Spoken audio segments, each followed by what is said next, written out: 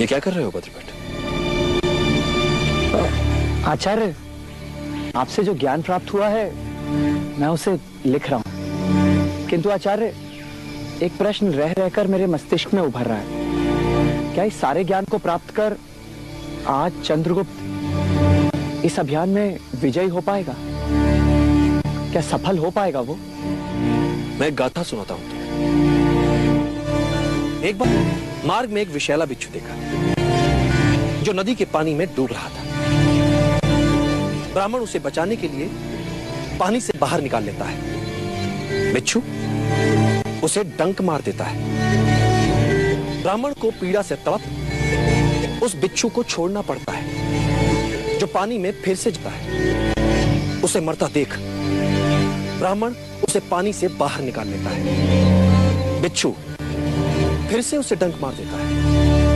ब्राह्मण के निकट खड़े शिष्य ने विस्मित होकर उससे पूछा, गुरुवर, आप इतने ज्ञानी हैं, ये जानते हुए कि बिच्छू की प्रवृत्ति डंक मारने की है, आप उससे खेल रहे हैं। ब्राह्मण कहा, मैं उसे मरने से बचा रहा हूं। शिष्य ने फिर कहा, किंतु वो एक बिच्छू है, वो आपको फिर भी डंक ही मारेगा। तब ब्राह्मण ने कहा, यदि वो एक बिच्छू होकर अपनी डंक मारने की प्रवृत्ति नहीं छोड़ सकता, तो मैं एक मानव उसे बचाने की प्रवृत्ति कैसे छोड़ सकता हूं? आचार्य, आपकी ये गाथा अच्छी है, किंतु आचार्य, इस गाथा का यहाँ इस समय इस विषय और मेरे प्रश्न से क्या संबंध है आचार्य? युद्ध में कुछ भी हो सकता है। रण में कौशल भी चाहिए और भाग्य भी। पता नहीं कब क्या काम आ जाए।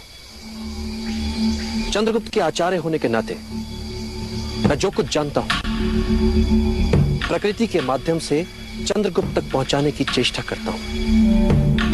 अब यह चंद्रगुप्त पर निर्भर करता है कि वो प्रकृति के साथ कितना सामंजस्य बिठा पाता है। और मुझे संतोष तो है कर्तव्य निभाया। फिर एक बात और, हर युद्ध के बारे में, अपनी नियति के बारे में जानना ही चाहिए, क्योंकि जो योद्धा प्रकृति से तालमेल बिठाते हुए युद्ध करता है, भाग्य उसे एक बार, दो बार, तीन बार थपथपाकर सही मार्ग की ओर संकेत करता है। और फिर योद्धा यदि कल्पनाशील है, भाग्य के संकेतों को चलते हुए युद्ध में भी पढ़ सकता है, तो वो पीछे मुड़कर देखेगा और भाग्य उसे दो राहें दिखाएगा, विजय की भी और पराजय की भी। चुनना फिर भी उसे ही पड़ेगा, पुरुषार्थ फिर भी उसे ही करना पड़ेगा। मैं तो यहां से चंद्रगुप्त के लिए मात्र शुभकामना कर सकता हूं, जो कर ही रहा हूं। यति तो नियंता ही करेगा। हम अपने अपने कर्तव्य तो करें।